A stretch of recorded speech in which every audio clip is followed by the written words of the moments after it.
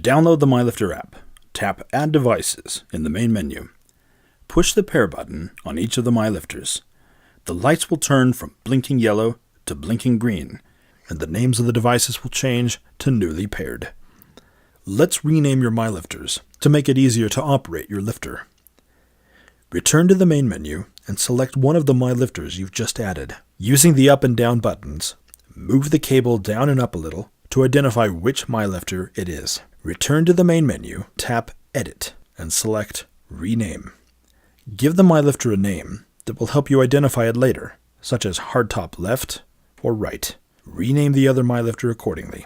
Once you've renamed the MyLifters, tap Done.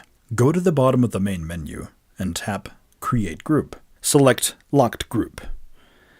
Give the group a name and select both lifters. Tap Create Group. This screen allows you to control the MyLifters individually. For now, tap Set Group Level.